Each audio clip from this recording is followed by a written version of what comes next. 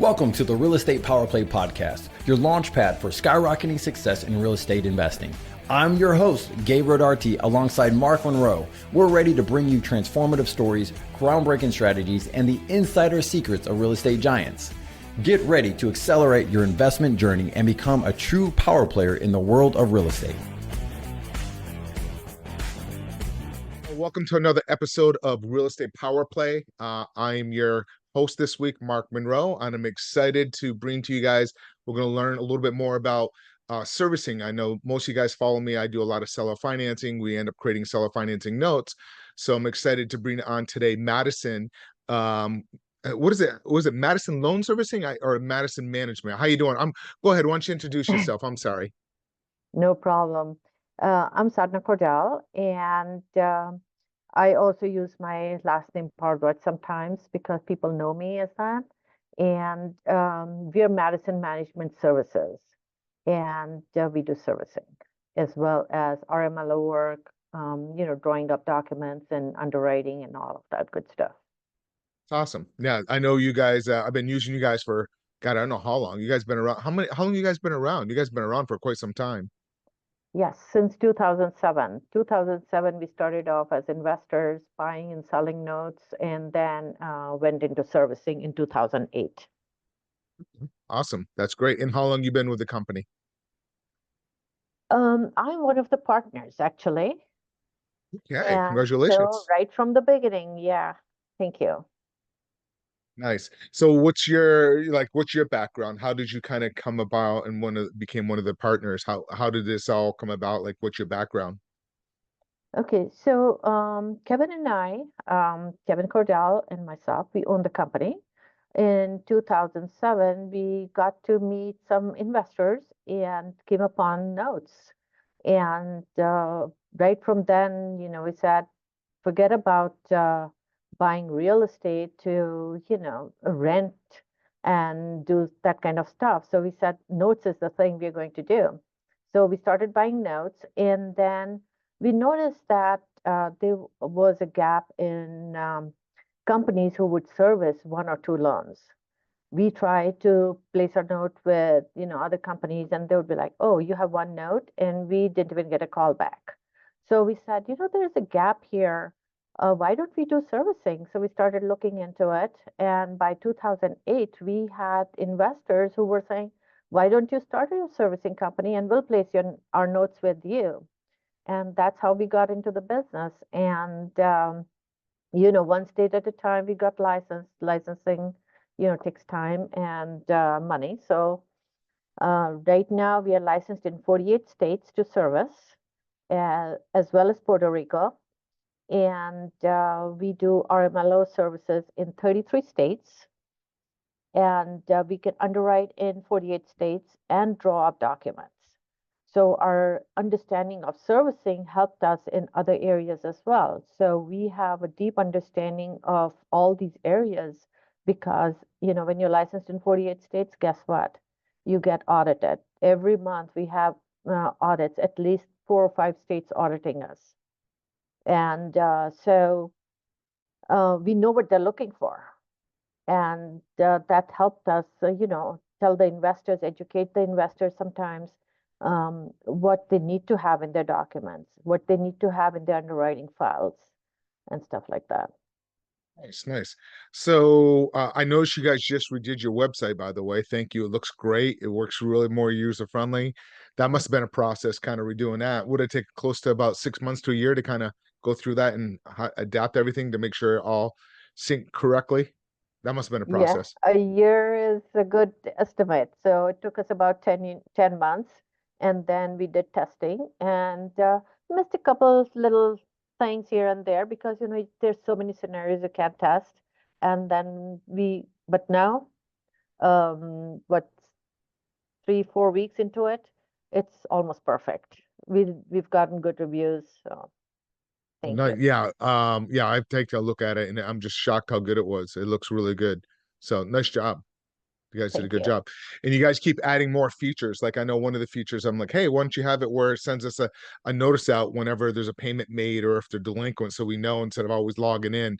It's like, so you guys are starting to put a lot of those different extra features as you're going over time. So thanks so much for putting that in there, and I really appreciate it. So let's talk a little bit, why it's so important to you. We'll go talk a little bit about loan servicing, and then we'll jump over to RMLO stuff. But let's talk about why it's so important to use a loan servicing company, especially like reporting, because I know, some of these people I know will create a note and they're like using apartments.com or something like that to collect the mortgage payments. We're all in a note mastermind. We meet twice a month, and you're involved in it, and thank you for bringing all the value there. But why don't you talk a little bit why it's so important to use a loan servicing company versus somebody trying to do it on their own, and the accounting reporting and everything that's required to report to the IRS and so forth? Sure. So, a lot of people like to do it, servicing, and, of course, it saves money. So they want the largest yield as they can get. But it is very important to be compliant. And where we add value is when a loan is brought to us, we make sure that everything is, ticked and tied. What I mean by that is all the documents are in place, all the assignments are there, allonges are there. The note is Frank compliant. And it's so important to have transparency because otherwise it opens you up for, lawsuits. So that's one of the things. The other thing is the borrowers have to be sent regular statements. And I don't know how apartments.com does it, but the borrowers need to get the statements with all the charges and their special requirements for servicing versus rentals. And we also do credit reporting. So that differentiates us from other services a little bit because there are not many servicers who do credit reporting. We do credit reporting, make sure, that the lender's interest is protected and that the borrowers are making regular payments. That keeps them, the majority of the people will want a good credit. And so they will hesitate to miss out on the payments. And that's what we tell them. If you miss out on your payment, call us so that we know and you don't get reported negatively. Okay. So, and the other thing is the states are getting very strict with servicing. And if you're escrowing taxes and insurance, you're not allowed as an investor to be holding people's money for taxes and insurance. You have to have it with a servicer. Okay. And so we make sure that the taxes and insurances are paid on time. All the documents are there. For example, escrow analysis. You're required by law to give an escrow analysis. And unless you have a system that tracks the escrow properly, you're not going to be able to do that accurately. I mean, everything can be done in spreadsheets. I have no doubt about that. But you have to provide them an escrow analysis. And CFPB is very strict about how the statements are provided, when they're provided, how the escrow analysis is done, when it is done. If people should really go and read through CFPB. I know it's boring, but it is very good information. And that's one of the things we do. We keep up with the rules and regulations and make sure that the notes are compliant and there's nothing off. When the auditors come, that's the last, thing you want to find out, that the documents are not correct or the late fees, for example, are listed wrong. And every state has regulation on that. How many grace periods are you allowed? How much are you allowed to charge maximum? So that you bring up a great point. Like, so what happens like if somebody brings, or if something's not like when they do a seller financing and they might have like didn't you do things or didn't do proper disclosures, and now they're to a point where they have to foreclose on the property because the people stop paying. What kind of issues, what kind of problems can they run into when they're going through the legal process of trying to take that property back? Yeah, and so one of the things that you just reminded me of is conversation logs, right? So one of the things that attorneys look for, or the first thing that they look for, is what loss mitigation was done before you brought this foreclosure lawsuit. So we have to provide those conversation logs and show them We have to provide them the loss mitigation application that was sent to the borrower, what the response was it declined, was it accepted? If it was accepted, was it accepted on time? So all that, and we do find a lot of things that are not clear in those documents. So, with experience, we have come to the point where we don't really wait that long. Right up front, when the loan comes in through our doors, we have it QA'd. We have a QA team. They will look at everything and everything. If something seems off, for example, North Carolina, you cannot charge more than 4% late fee, right? A lot of investors will be like, "Well, yeah, but my contract says 5%. No, no, no. The state regulation overrides the contract.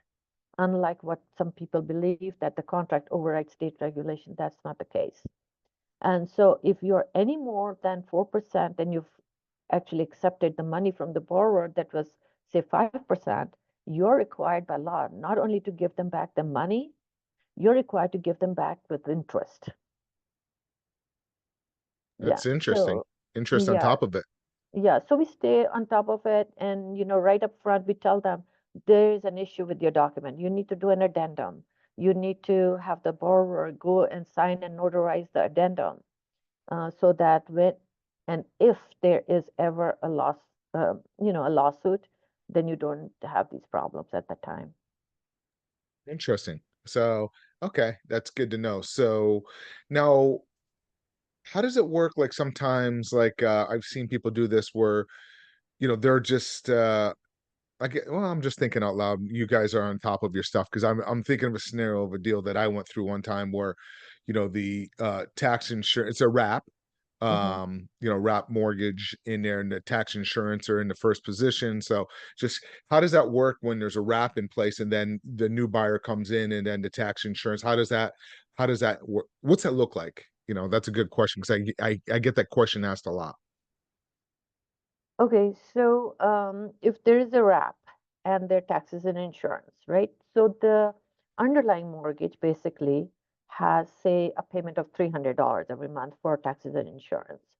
When the new buyer comes and takes over and wraps it, they should include that amount, right? The $300. And you just include it as part of the payment. Now, one of the things that, a lot of systems don't do is how do you track it separately? So we have figured out a way to do that, and we do report it, collect it separately and pay it separately. So the investor, so for example, if you bought a wrap, now you have your regular payment is $1,500 and the $300, so that's $1,800. We collect the $1,800 and you get the $1,800 so that the underlying mortgage can be paid. Now, of course, I'm not addressing sub twos here because, you know, you might want us to pay the underlying mortgage as well. So we pay the underlying mortgage accordingly. So the $300 plus whatever the payment was, um, the underlying mortgage gets, and then you, as the wrap holder, get the remaining part. Got it. Okay, I don't know if perfect. that was clear, but Yeah, uh, that was great. okay. No, that was good because I get a lot of people asking that question. So they're like, "Oh, how does that work if there's tax insurance, and how does it work with the servicer? Does the servicer pay it this or that?" So it's good that you explain that. So people listening, if you have any questions, go back and re-listen to that one more time. So before we get on to the RMLO side, is there anything that I didn't ask you regarding loan servicing that I should have asked that's kind of important, or anything that I might have missed? Yeah, so one of the things with servicing is the audit, and I mentioned that before. It's so important when we get audited, and a lot of people like to manage their own loans, right? And so we have to accommodate, every kind of client. They will, so there are two states you cannot do that, Massachusetts and North Carolina. They're very, very strict. North Carolina actually asks us to report people who are managing their own loans. And so I believe that, even though you have the knowledge and the understanding, work with your servicer to guide them. So, for example, whatever we do, we ask the lender, I think the borrower hasn't paid in 3 months. We should send them a loss mitigation package. Do you agree? We kind of work in sync with them. So even if you think you're good at doing loss mitigation, maybe even better than the services representatives, you might want to place your loan with the servicer. So I think it is very, very important. And sometimes when I give that advice to people, they think it's about money because we want the servicing fee. Of course we do. But we are also trying to protect your interest. Because guess what? When the auditors come, and this is going back to my point where auditors come and they ask for conversation logs, if you're managing your loan, you're required to keep that conversation log and provide it to your attorney. Because I can't, since I didn't have a conversation with the borrower. And same thing, if you send them a loss mitigation package, which you shouldn't if you have a servicer, then let us do the work. We'll manage it for you. We'll make sure you're compliant. Yeah, it may cost a little bit more, but at the end of the day, you're protected. Good. That's really good. You did mention one thing, and we've talked about this a lot on our masterminds, the seller financing notes masterminds, about who's responsible for the loan servicing. And we've talked about this over and over. And if you do it from the beginning of including it, why don't you kind of explain that a little bit? What I'm referring to about, like, who's responsible for the loan servicer? Is it the lender? Is it the borrower? Et cetera. Why don't you kind of give a brief description on that? As far as servicing goes, right? So, another thing that people think is that if they put a loan with the servicer, that our license covers them. It doesn't, right? It only covers Madison Management. Whatever we do is covered. Our insurance covers us, not the lender. So if you have or say something that can be misconstrued by the borrower and taken to the court, you're responsible for it. Your insurance has to cover you. And from my experience, not many people have errors and omissions insurance.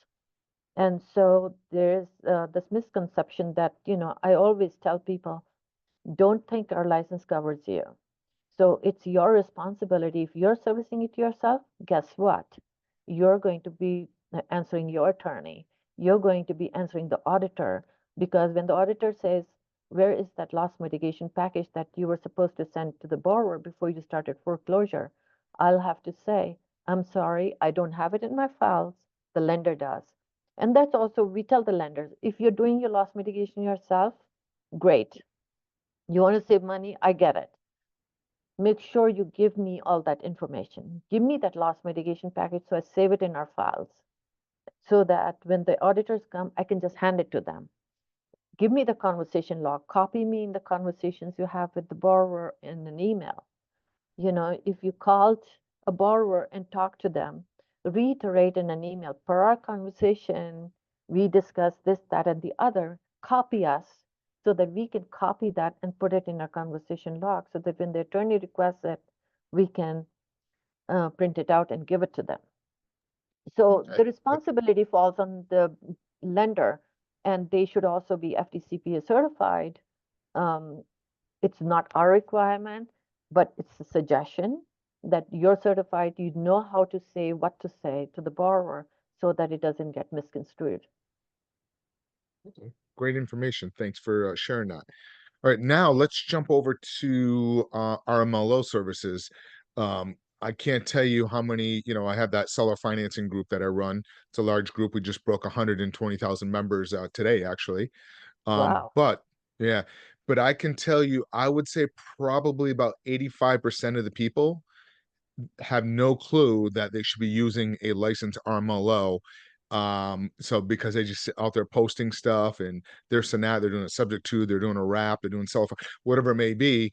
But they're not referring people to a licensed RMLO. So why don't you kind of give a brief description what RMLO stands for and why does it apply towards seller financing? We understand for Wall Street and used to be Countrywide, but like Penny Mac, Quicken Loans, Rocket Mortgage, they have to use an RMLO.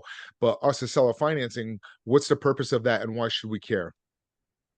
Yeah, so basically the RMLO service, is the mortgage lending origination, right?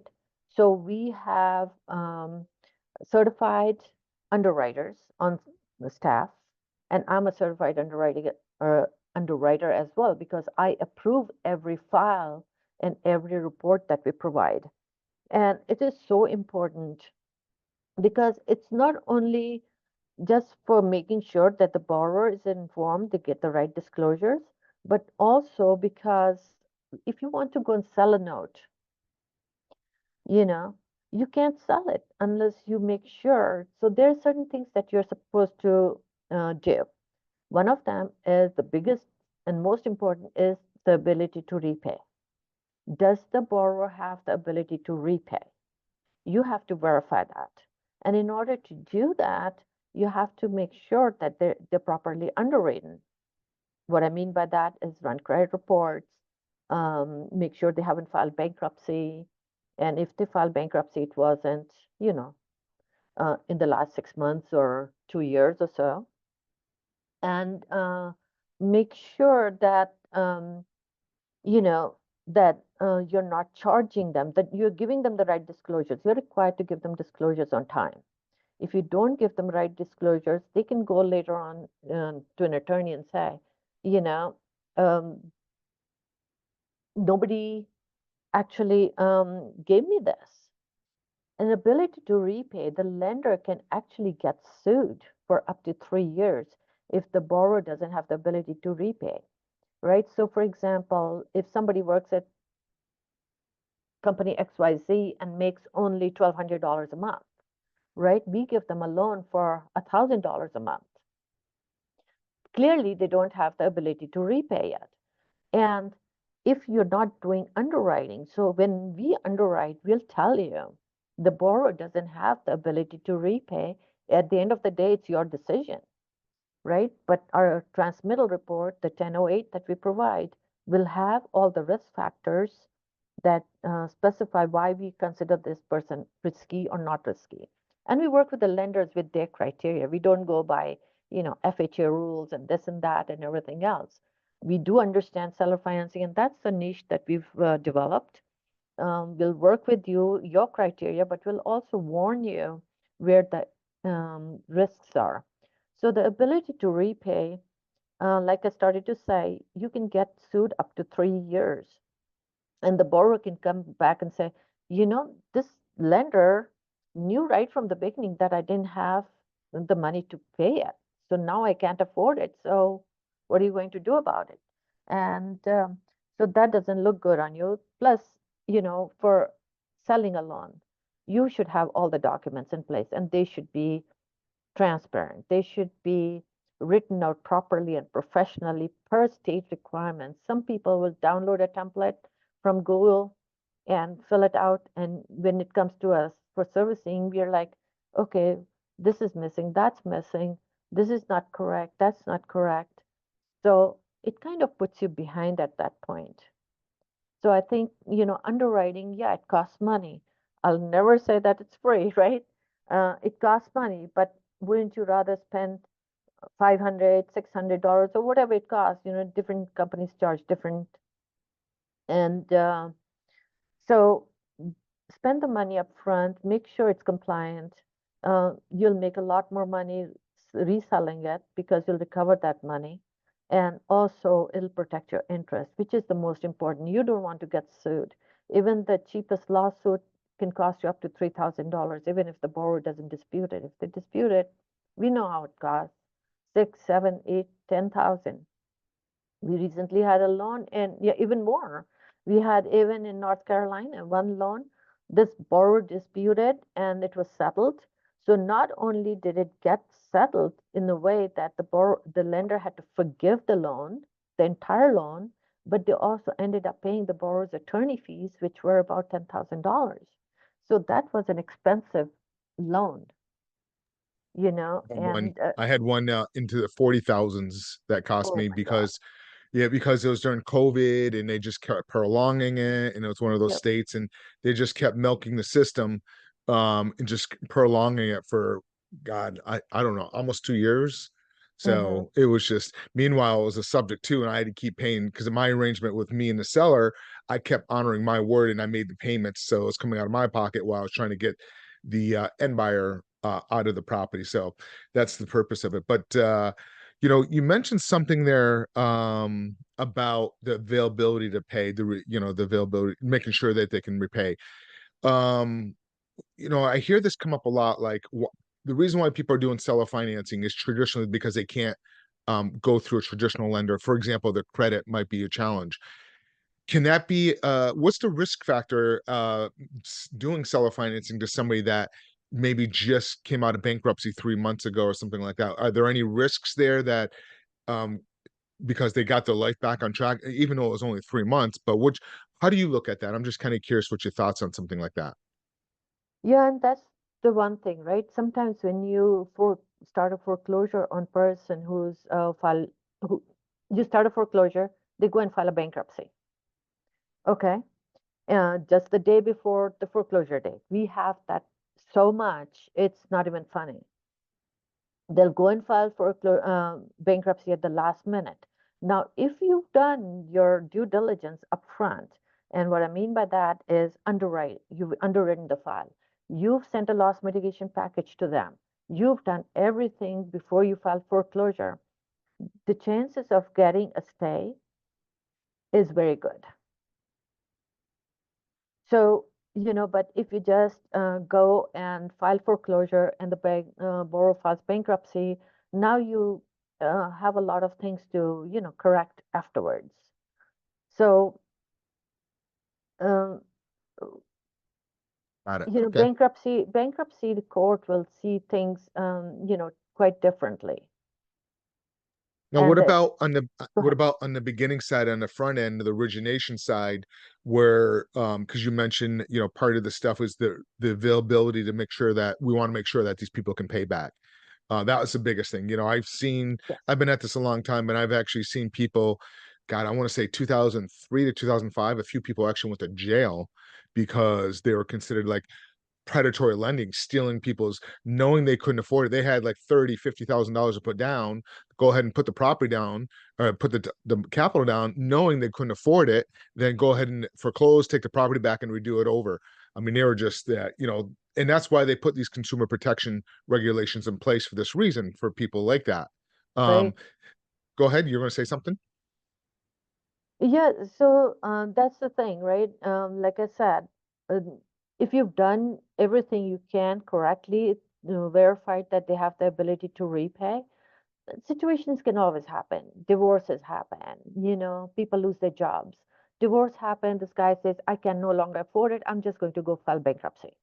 She ran up the credit card and, I can't repay it back. So things like that can always happen. But, if your asset is backed up, right? So your property basically is declared as an asset, and the borrower wants to keep the property, then they have to get into a Chapter 13 plan and repay it, right? So you've done everything upfront, but if you hadn't done that and the borrower never had the ability to repay, the judge is not going to be in favor of you. And in fact, they might throw it back at you and said the borrower never had the ability to repay. So how do you defend yourself? So it always comes back to the borrower should have the ability to repay. It should be no more than 45% of the income, the loan Got it. amount. Smart. And that's how you look at it. Now, that's you take that into consideration if everybody that's going to be on the application, correct? That their Correct. income. Yes. Got it. So it's in the application, they'll tell us, and sometimes they won't tell us about the debt. That's a very common thing. They'll tell us about the income, but they won't tell us, how many credit cards they've run or student loans and this and that. And then when we do the verification, so we do verification of employment, we'll check the credit reports, see match it up, we'll look at the tax records and see that everything is in sync. and then determine whether, because they might have great income, right? There are people who make $200,000 a year, but then their, expenses are 250,000. So they don't have the ability to repay either. Yep. I absolutely, it's funny where you would think, I guess I shouldn't stereotype or whatever, but it seems like, originating files in the past, one of the people that always didn't care about paying their bills on time were physicians. They do a Yep. good income, but I'll pay the bill when I get to it. And the credit is always like, I don't know if you've seen that too, but it's Oh just yeah, kind of the all the mindset. time. Mm-hmm. Yep. Why do you They have they this? great money, but they're just like, oh, I'll pay whenever I want to, that type of thing. It's kind Yep. of amazing. I want a little bit more about the RMLO thing. Like, you know, you talk something that's really critical about doing the documents based off of the states. That, I just want to talk about that a little bit because that is so critical, especially like in certain states that they have their own disclosure documents. And you guys handle all that too? Yes, we do.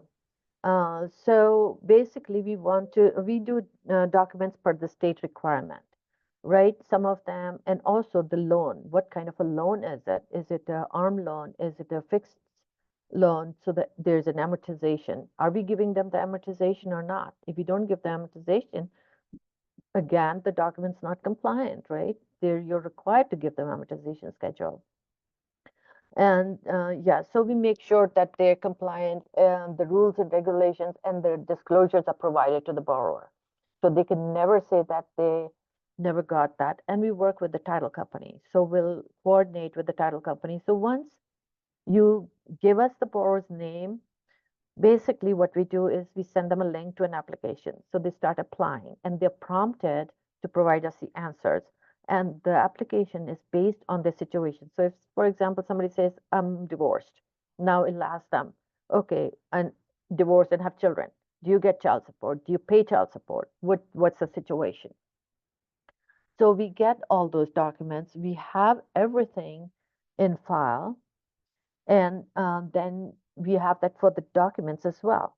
So we prepare the documents, we'll work with the title company, and it's all included. We charge a flat fee. I know all companies do different, and I don't really want to discuss fees, but um, we charge a flat fee to keep it simple. And then we do the documents, we'll work with the title company, the closing is done, we make sure everything is recorded, and then we get those documents from the closing company. We get or the title company lawyer, depends on every state, right? So they'll send us the documents back, and then we do the servicing as well. 99% of the time, we get the servicing back. So we don't have to bug the lender, we don't have to bug the borrower. We've got everything in that closing package. And the servicing transitions smooth. That's great. No, that's really, really good. Now, one thing you mentioned there, and something that I've come across quite a bit, and I just want to kind of make sure people are aware of this. You talk about the real ability to pay back, and you look at the DTI, the debt to income ratio, 40-45%. One of the things that you guys want to pay attention to, even though that you might be running your deal and the DTI works and like say it's sort of at 43-44%, but they're getting child support, be very careful, especially if the child's, 16, 17, they could end up losing that child support. So you want to make sure you run your numbers after when they lose that money, because that they're going to be put into a different situation where they're not going to be getting that child support. But sometimes they may get child support a little bit later on, depending. I've seen it where sometimes they're in college. So just make sure you do your due diligence on that. And I'm assuming you guys, when you guys are underwriting, you look at that as well, I'm assuming. Yes, we do. And we actually mentioned that in our transmittal report that the child support will run out after 2 years, uh, in taking your example. And then also we say, this person has so much debt, for example, which is putting the ratio at 67%. But if they paid off this, and this debt for a total of this amount, then they could reduce their debt. And so we help the investors actually figure out how they can actually get this borrower financed while making sure that they are in compliance, they have the income, and they paid off their debt. So we help them that way. So if the debt is paid off, because we see a lot of times, because we look at the bank statements, there's money in the bank. Why are you putting this money in the bank when you're paying, on your credit card, you're paying 27% or 18% interest rate, and you're getting what, 0.025 on your from your bank? It doesn't make sense. Let's get some of that money. And I understand keeping money for emergency. I would never tell somebody to spend it all, but see how you can pay off some of the big debt so that your debt to income ratio is reduced and you can actually afford, because all that money that you're paying, on in interest for 18% interest on credit cards, that's a waste of money. It could be an extra $1,000 a month in some people, just Oh off my of credit God. card interest. That's think about how much more of a house you could afford if you have that extra $1,000 a month. Exactly. And a lot of times we educate these borrowers while we're working with them through this. And so being a mortgage loan originator, and I'm a mortgage loan originator myself in 5 states, and Kevin is licensed in 27 states. And we have two other RMLOs in house. They're licensed in different states. So we can actually talk to these people, and we don't charge extra for it or anything. We are advising them. It'll help you. Let me tell you how you can do this. If you really want to get this house, let me tell you how I can do it. Or maybe you have to wait 6 months. Doesn't mean that for the lender, the seller finance deal is gone. But give this person 6 months, they'll come back. Maybe then you can do it. Got it.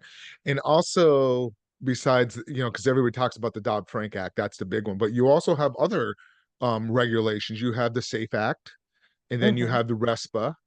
So there's a lot more of consumer protection regulations besides the Dodd-Frank Act that everybody talks about. And then you have it on the state level. A lot of the state levels have their own type of regulation. So you need to make sure that you definitely understand, because there's so many people out there don't understand. They hear Dodd-Frank a little bit because that's the latest one that's been put in place. It's actually been almost 10 years now. But Yeah. anyways, you want to know a lot more. And what's amazing is that in some of these groups, investors are posting their deals, Hmm. and they're not even in compliance, because technically when you're posting a deal, you're supposed to post the APR. And I can't tell you how many times you don't see they might be doing seller financing, and they're saying the rate's this, the payment's this, and they're not even disclosing the APR. They're Right. technically they're supposed to be disclosing that as well. That's proper regulations, if you will. And the NMLS number and all that stuff, it all counts as advertising when you're doing stuff like that. So, but I think everybody hopes that they're posting in, for example, LinkedIn. Only people who are investors are looking at that. But all it takes is one person to go and report it, and you're in trouble. Yep. It will happen at some point. It's just so let's let you mentioned something there a second ago. Like, we're sitting here talking about, going through all the underwriting. Now, just so you guys are listening, we might be scaring you a little bit. Oh, you need to make sure you use an RMLO. However, you are exempt if you are selling this to another investor. But I still recommend you should still have it underwritten, because I see a lot of things happening out there right now.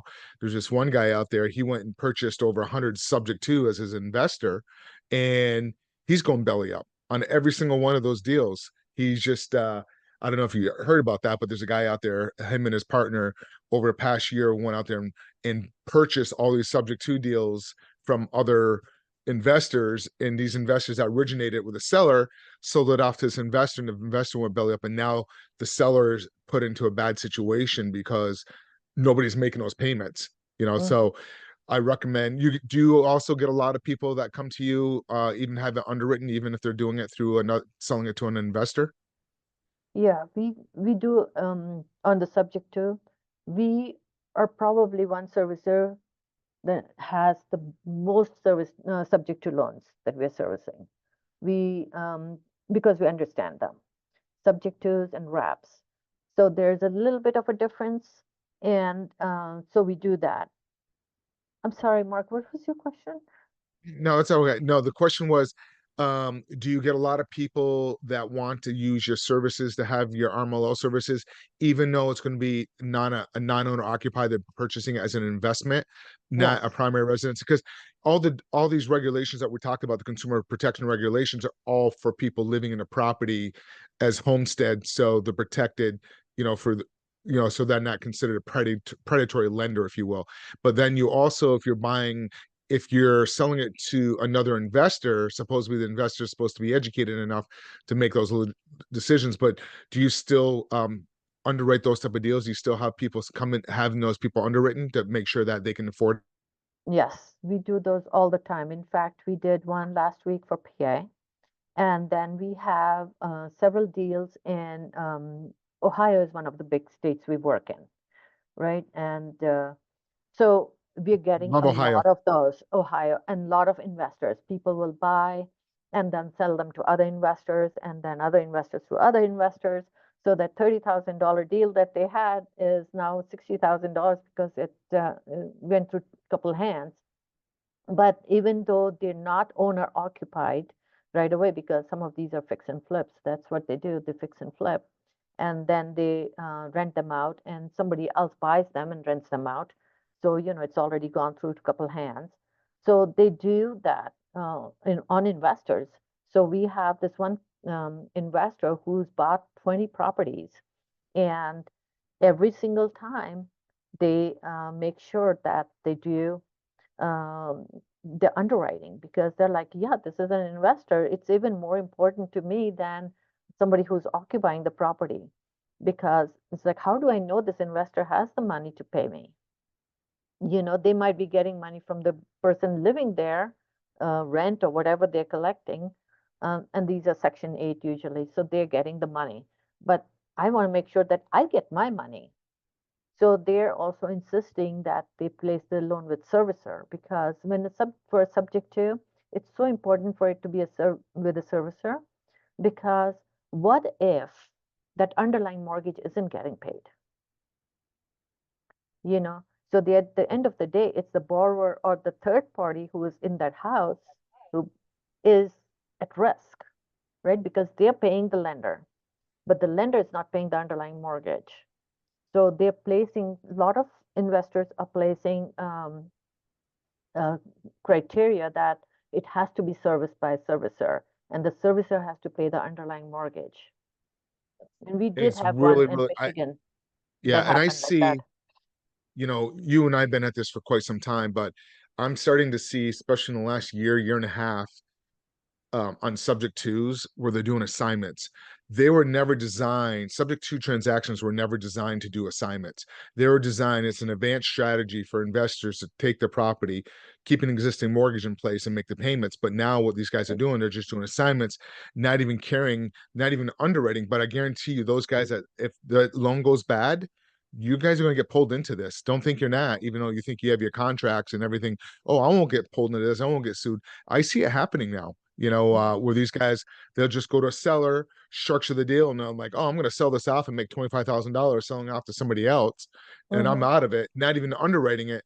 But you are technically the originator because you're the one that's structuring this, even though you're just getting an assignment fee. So, one state is actually looking at, I think actually North Carolina is actually talking about, because an assignment fee is technically part of the upfront loan cost, and technically that's supposed to be included in the APR.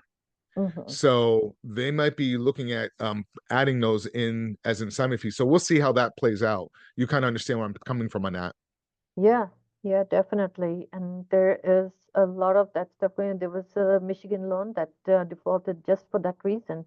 The lender, so we were collecting the fees from the borrower, paying it to the lender. Lender supposed, he said, I'll pay the underlying mortgage. I don't want to pay the extra fees that you guys charge. Okay. Guess what? He wasn't. And the bank went and foreclosed on the lender. And now this borrower who got thrown on the street is suing everybody in the chain, you know? So it's not fair to the borrower. But, Nope. and those are the things that happen. And it just takes one example like that, and it sours everybody. And then the other states start looking at it too. But just do the right thing. I mean, you can make so much money in this business. Just do the things the right way. And if you don't Right. know, reach out to somebody that understands. Ask questions. There's a lot of great professionals out here that's been in this for quite some time. Like you guys been around for quite some time. Over what you started in 2008, you said? Yes, Wow. So 2008. you guys been Yep, around. So 16 years. speaking of that, how can people locate you guys if they want to know more, a little bit more information about your all your different services? So I highly recommend. What's your website? MadisonManagementServices.net. So if they go there, all the links are there to our mortgage RMLO services and everything. So, and or they can, call me, text me. I actually use my cell phone number all the time for that reason, because I want people to get in touch with me. Um, you know, and I don't know if you want me to give the number, but it's You can if you choose to. 775 393-9611, and it's also on our website. So MadisonManagementServices.net. And Perfect. Yep. I highly recommend you guys using them. I've been using them for quite some time. No issues. Um, one of the things that I was talking earlier is like, everybody's like, oh, I don't want to pay that loan servicing fee. When you originate your deal up front and you create it, make sure you can put it in there that your borrower is going to be paying that service fee. So make sure you talk to your title company, or reach out to Madison or whoever's servicing your loan, and they can kind of guide you through that process. And that's the key to use a company like this, to make sure everything's all set up from the beginning, so you don't have to worry about paying those extra fees. Just have your borrower um take care of those fees. So once again, thank you so much for coming on. Is there anything that I didn't ask you that I should have asked you, or we pretty much covered it all? Mark, I want to make a correction. I said Madison Management Services because that's what I say all the time. It's MadisonManagement.net is our website. Get it one more time. MadisonManagement.net. Management. Okay, got it.